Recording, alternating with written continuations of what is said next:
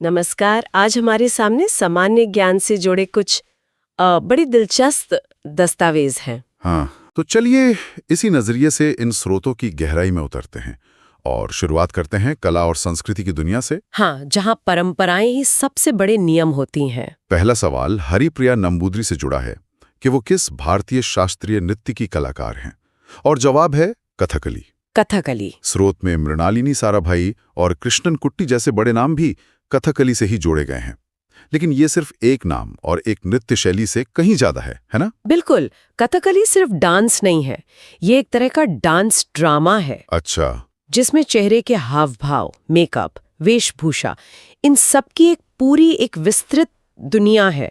और जब हम हरिप्रिया नंबूदरी या मृणालिनी साराभाई जैसे नामों को देखते हैं तो हम सिर्फ एक कलाकार को नहीं देख रहे होते, हम एक पूरी परंपरा, एक गुरु शिष्य परंपरा को देख रहे होते हैं जो सदियों से इस कला को एक पीढ़ी से दूसरी पीढ़ी तक पहुंचा रही है। सही। स्रोत में जो दूसरे नाम हैं, जैसे भरतनाट्यम के लिए रुक्मिणी देवी या ओडिसी के लिए सोनल मानसिंह, ये सब उसी परंपरा के प्रतीक हैं।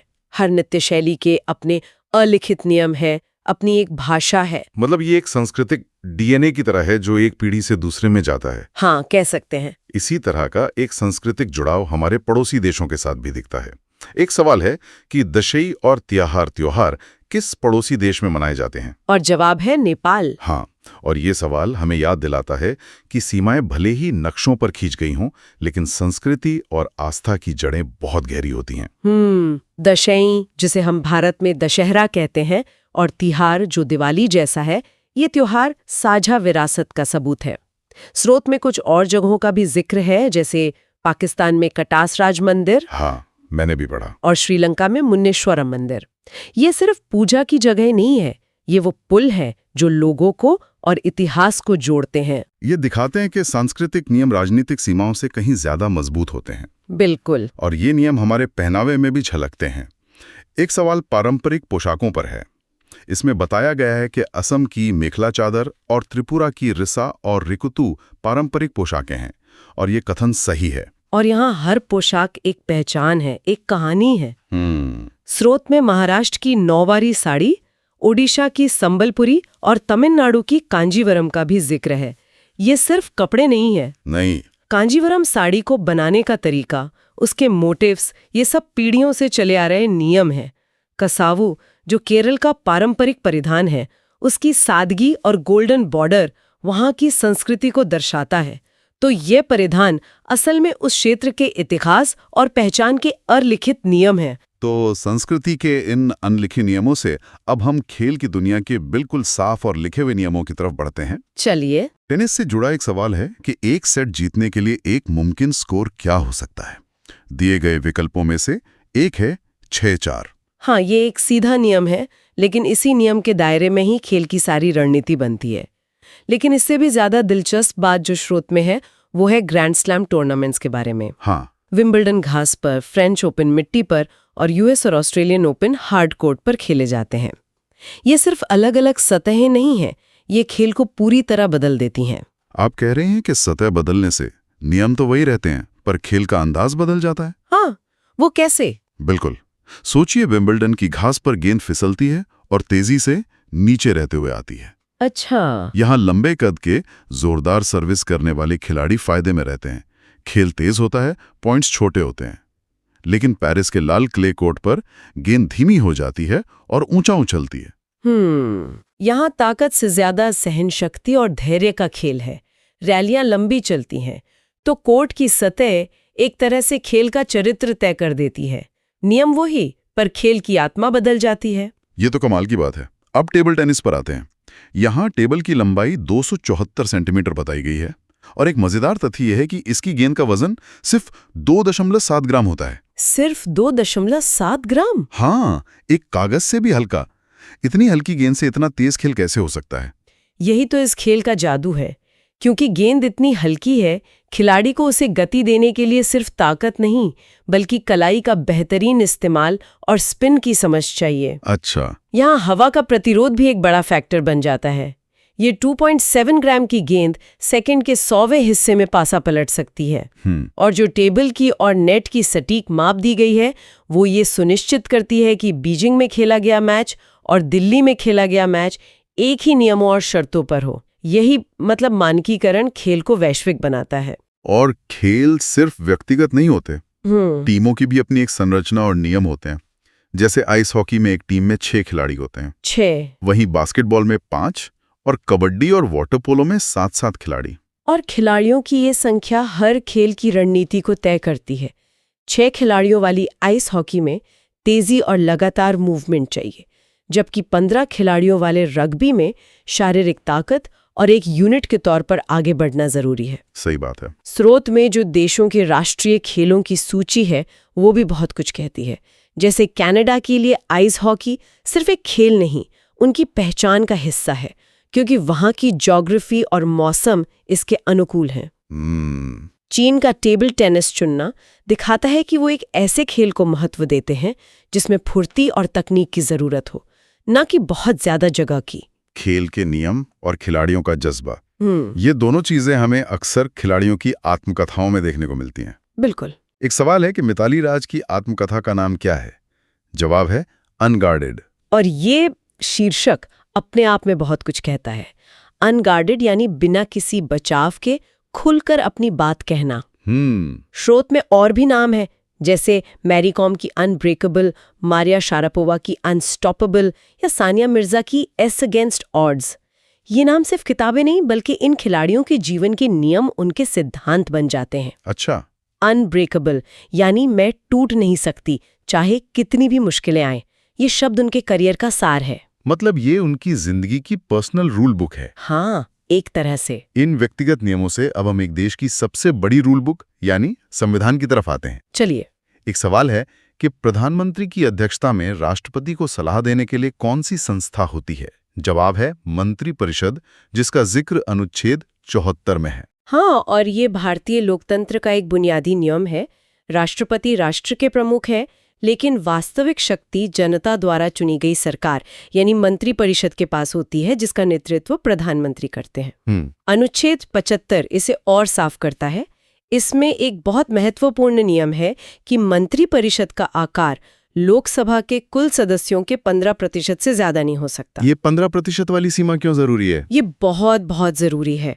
इसे 91वें संशोधन के जरिए लाया गया था।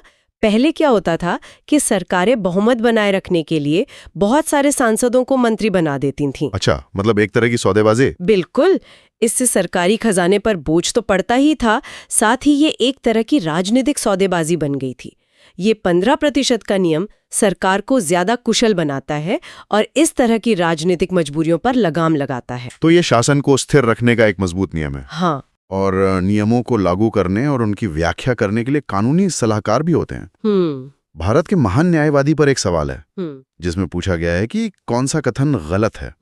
गलत कथन यह है कि उनकी नियुक्ति प्रधानमंत्री करते हैं। सही यह है कि उनकी नियुक्ति राष्ट्रपति करते हैं। उन्हें देश का सर्वोच्च विधि अधिकारी कहा जाता है। इसका क्या मतलब है? इसे ऐसे समझिए कि महान न्यायवादी भारत सरकार के सबसे बड़े वकील हैं। अच्छा। जब भी भारत सरकार पर कोई केस होता है या सरकार को किसी बड़े कानूनी या संवैधानिक मसले पर सलाह चाहिए होती है, तो वे ही सरकार का पक्ष रखते हैं। इसीलिए उनकी योग्यता सुप्रीम कोर्ट के जज के बराबर होनी चाहिए।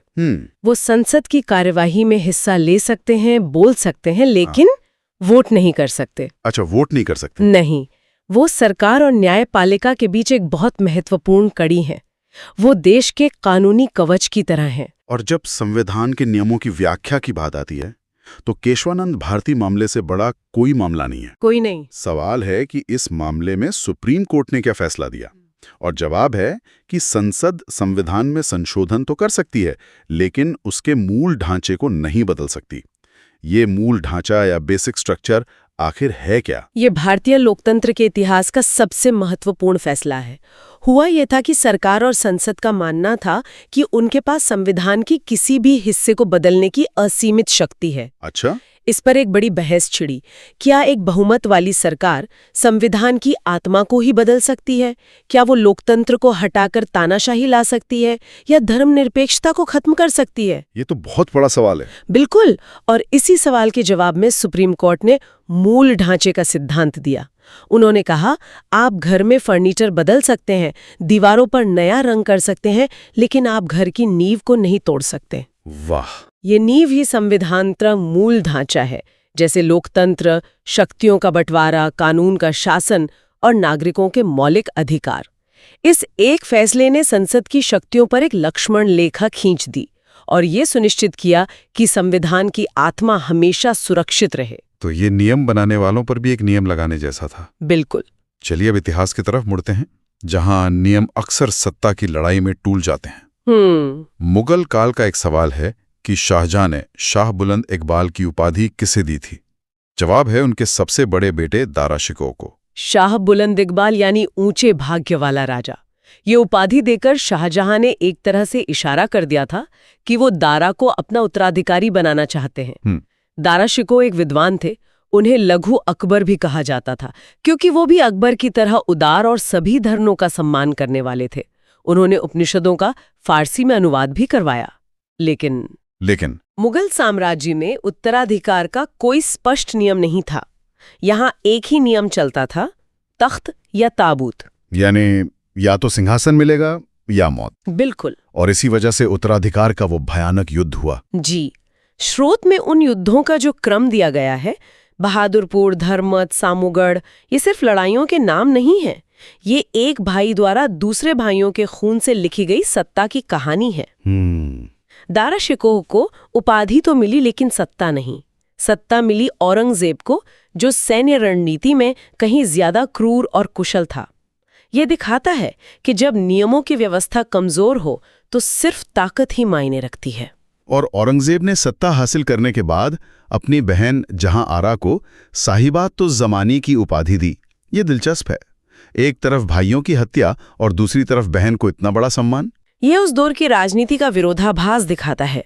जहां आरा एक बहुत प्रभावशाली महिला थी और उन्होंने उत्तराधिकार के युद्ध में दारा का साथ दिया था। अच्छा। लेकिन औरंगजेब जानता था कि जहां आरा की बुद्धिमत्ता और प्रभाव का इस्तेमाल साम्राज्य के लिए किया जा सकता है, इसलिए उसने उन्हें ये सम्मान देकर अपने साथ मिला लिया। औरंगजेब ने अपनी पत्नी दिलरस बानो बेगम के लिए बीबी का मकबरा भी बनवाया, जिसे दक्षिण का ताज कहते हैं। लेकिन उसकी भव्यता असली ताजमहल जैसी नहीं थी, जो शायद ये भी दिखाता है कि औरंगजेब के समय तक साम्राज्य का खजाना और शानो शौकत वो कम होने लगी थी। और औरंगजेब के बाद तो मुगल साम्राज्य का पतन बहुत तेजी से हुआ। हाँ, क्योंकि औरंगजेब के बाद कोई भी इतना मजबूत शासक नहीं आया जो साम्राज्य को एक रख सके। उसके उत्तराधिकारी बहादुर शाह प्रथम को शाहे बेखबर कहा जाता था। शाहे बेखबर मतलब असावधान राजा। हाँ, जो राजकीय मामलों में ज्यादा ध्यान नहीं देते थे। ये उस घड़ी की तरह था जिसकी चाबी खत्म हो रही हो। बाद के शासक जैसे अहमद शाह के समय तो हालात इतने खराब हो गए कि दरबार पर हिजरों और महिलाओं के एक गुट का कब्जा हो गया। और मोहम्मद शाह रंगीला के समय नादिर शाह ने दिल्ली पर हमला करके उसे तहस नहस कर दिया। ये उस साम्राज्य का दुखद अंत था जो कभी अपनी ताकत और नियमों के लिए जाना जाता था। सवाल ही भारत के आंतरिक जलमार्ग के बारे में है और जवाब है हल्दिया और इलाहाबाद के बीच गंगा नदी। इसे राष्ट्रीय जलमार्ग 1 यानी NW1 भी कहते हैं। मुझे तो लगता था कि नदियां ज्यादातर सिंचाई या फिर मतलब धार्मिक कामों के लिए होती हैं, लेकिन ये तो एक तरह का वाटर हाईवे है। एकदम सही शब्द, वाटर हाईवे। और हाथ से लिखे नोट्स बताते हैं कि अकेला नहीं है। भारत में कुल सोचिए 111 राष्ट्रीय जलमार्ग हैं। 111? हाँ, 111 वाटर हाईवे। इनकी देखरेख के लिए 1986 में राष्ट्रीय जलमार्ग प्राधिकरण की स्थापना हुई थी। नोट्स में कुछ और उदाहरण भी हैं, जैसे असम में ब्रह्मपुत्र नदी पर NW2, केरल में NW3 और महाराष्ट्र की अंबा नदी पर NW10 और तापी नदी पर बने NW100 पर यह दिखाता है कि भारत की नदियां सिर्फ सांस्कृतिक धरोहर नहीं बल्कि देश को जोड़ने वाली आर्थिक धमनियां भी हैं। और जहां नदियां और जंगल होते हैं वहां इंसान भी बसते हैं। अगला विषय जनजातियों का है, जो इसी कहानी को आगे बढ़ाता है। सही कहा। सवाल ये है कि कौन सा जोड़ा सही नहीं है, और जवाब है बुक्सा केरल। अच्छा। क्योंकि बुक्सा जनजाति मुख्य रूप से उत्तराखंड में पाई जाती है, केरल में नहीं। हाँ। लेकिन यहाँ असली खजाना फिर से हाथ से लिखे नोट्स में है। इसमें सिर्फ एक नहीं बल्कि कई जनजातियों के नाम हैं, जैसे झारखंड की मुंडा और बिरहौर, नागालैंड की अंगामी, मणिपुर की नागा और मेतेई, और सिक्किम की लेपचा। ये तो महज एक लिस्ट नहीं है, ये तो भारत की सांस्कृतिक विविधता का एक छोटा सा स्नैपशॉट है। मतलब हर नाम के पीछे एक पूरी संस्कृति, भाषा और इतिहास है। बिल्कुल, जो इन जंगलों और पहाड़ों में सदियों से फल फूल रहा है। और इन्हीं प्राकृतिक संसाधनों और संस्कृतियों को समझने और बचाने के लिए ही शायद इन शोध संस्थानों की स्थापना हुई होगी। हाँ, जिनका जिक्र अगले हिस्से में है। जैसे शुष्क वन अनुसंधान संस्थान जोधपुर में है। जाहिर है, रेगिस्तानी जंगलों पर शोध करने के लिए जोधपुर से बेहतर जगह क्या होगी। और हिमालय वन अनुसंधान संस्थान शिमला में। ये तो बहुत स्वाभाविक लगता है, लेकिन नोट्स में एक गलती बताई गई है। लकड़ी विज्ञान और प्रौद्योगिकी संस्थान हैदराबाद में नहीं बल्कि बेंगलोर में है। हाँ, ये करेक्शन दिया हुआ है। इसके अलावा राष्ट्रीय पोषण संस्थान हैदराबाद में, और नीरी मतलब राष्ट्रीय पर्यावरण इंजीनियरिंग अनुसंधान संस्थान नागपुर में है। नीरी का नागपुर में होना भी बड़ा रणनीतिक लगता है ना? हाँ, क्योंकि नागपुर भारत के केंद्र में है, तो शायद यहाँ से पूरे देश के पर्यावरण पर नजर रखना आसान होता है। ये संस्थान हमारे देश के इकोलॉजिकल गार्डियन की तरह हैं, और इसी संरक्षण की कहानी इन परियोजनाओं वाले हिस्से में और भी खुलकर सामने आती है। हाँ, यहाँ कुछ परियोजनाओं को उनके शुरू होने के साल के हिसाब से क्रम में लगाने को कहा गया है। प्रोजेक्ट टाइगर, हाथी परियोजना, मगरमच्छ प्रजनन परियोजना और वन महोत्सव। मुझे तो हमेशा लगता था कि प्रोजेक्ट टाइगर, जो 1973 में शुरू हुआ, वही शायद पहली बड़ी पहल थी। ज्यादातर लोग यही मानते हैं, लेकिन इन नोट्स के अनुसार कहानी और भी पहले शुरू होती है। सबसे पहले आता है वन महोत्सव, जिसकी शुरुआत 1950 में हुई थी। 50 में? हाँ, ये जंगलों को बचाने की एक राष्ट्रव्यापी चेतना जगाने की कोशिश थी। फिर 1973 में प्रोजेक्ट टाइगर आया, जिसने बाघों को विलुप्त होने से बचाया। उसके ठीक बाद 1975 में मगरमच्छों के लिए परियोजना शुरू हुई, और फिर 1992 में हाथियों के संरक्षण के लिए। मतलब ये एक पूरी यात्रा है। लेकिन ये लिस्ट यहीं खत्म नहीं होती। नहीं होती। नोट्स में 1987 की गेंडा परियोजना, 2006 की सिंह परियोजना और 2009 की हिम तेंदुआ परियोजना का भी जिक्र है। और सबसे दिलचस्प है, सबसे आखिर में लिखी परियोजना 2021 की प्रोजेक्ट डॉल्फिन। Project dolphin? हाँ, ये दिखाता है कि संरक्षण का दायरा कैसे विकसित हुआ है। 1950 में हम जंगलों की बात कर रहे थे, फिर 70 के दशक में जमीन के बड़े जानवरों पर ध्यान गया, और आज हम नदियों और समुद्र के जीवों के संरक्षण तक पहुंच गए हैं। ये हमारी पहली कहानी थी, भारत की प्राकृतिक धरोहर और उसे बचाने की कोशिश।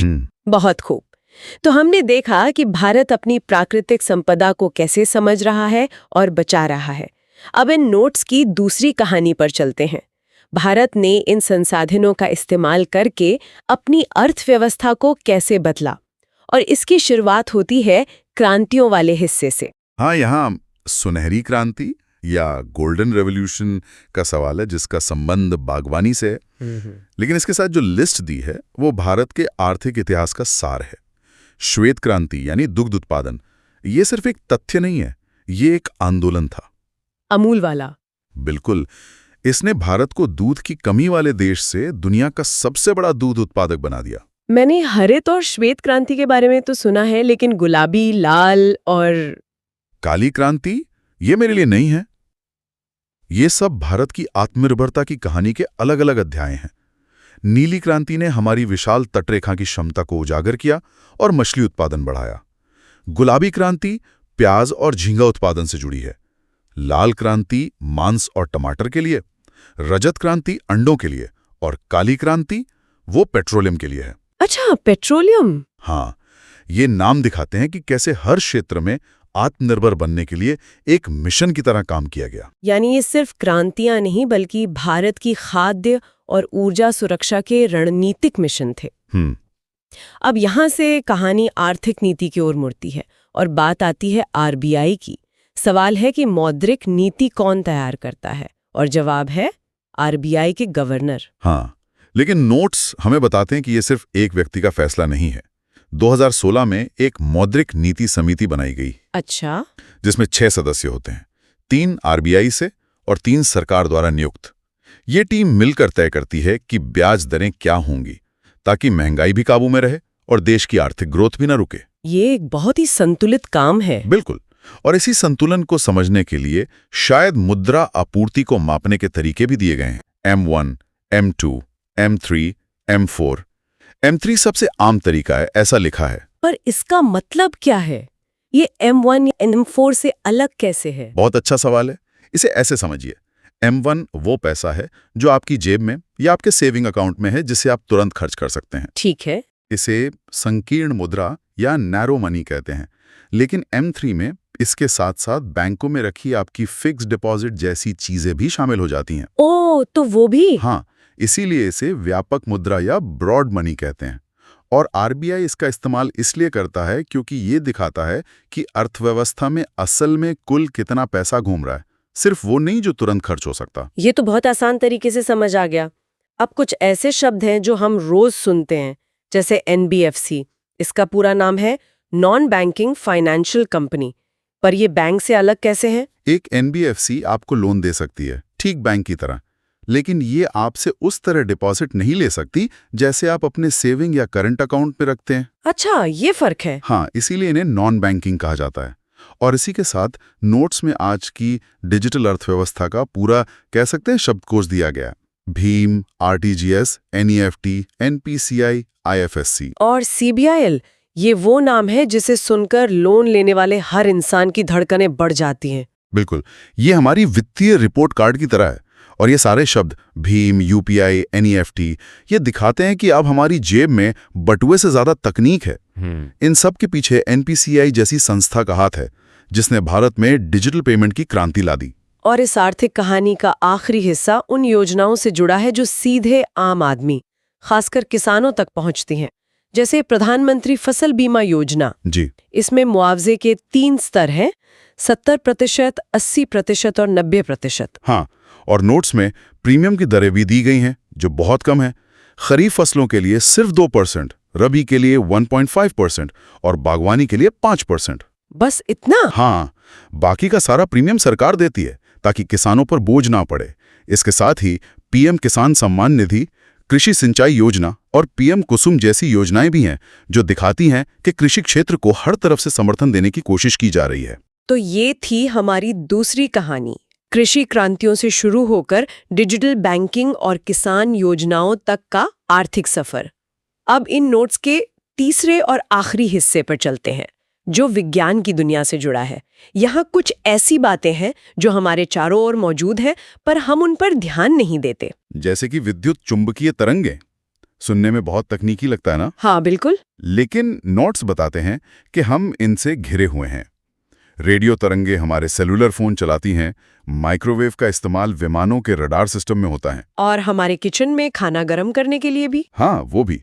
अवरक्त किरणें यानी इंफ्रारेड आपके टीवी रिमोट में है, और गामा किरणें जो सबसे शक्तिशाली होती हैं, उनका इस्तेमाल चिकित्सा में कैंसर कोशिकाओं को नष्ट करने के लिए किया जाता है। मतलब भौतिकी के ये सिद्धांत हमारे जीवन का एक अदृश्य हिस्सा है। एकदम। अब रसायन विज्ञान का एक सवाल है, अष्टक नियम या लॉ ऑफ ऑक्टेव्स के बारे में।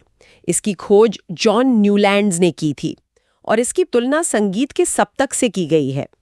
ये थोड़ा अजीब लगता है, रसायन में संगीत कहाँ से आ गया? ये बहुत ही खूबसूरत तुलना है। न्यूलैंड्स ने पाया कि जब तत्वों को उनके परमाणु भार के अनुसार वर्गीकृत करते हैं, तो हर 8वें तत्व के गुण पहले वाले से मिलते जुलते हैं। ठीक वैसे ही जैसे संगीत में 8वां सुर सा पहले सा की तरह ही होता है। वाह! ये मेंडेलीव की आवर्त सारणी बनने से पहले का एक महत्वपूर्ण कदम था, जिसने दिखाया कि तत्वों की दुनिया में भी एक छिपा हुआ पैटर्न है, एक लय है। ये तो सच में बहुत दिलचस्प है। अब जीव विज्ञान की बात करते हैं। एक सवाल है पीलिया के बारे में, जो यकृत यानी लिवर को प्रभावित करता है। इसके साथ ही नोट्स में बीमारियों की एक लंबी लिस्ट है। इसे याद रखना तो बहुत मुश्किल होगा। शायद इसीलिए नोट्स बनाने वाले ने इन्हें एक साथ लिखा है।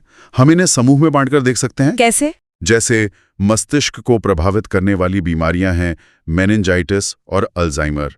तंत्रिका तंत्र पर असर डालने वाली हैं टिटनेस, रेबीज, मिर्गी और पोलियो।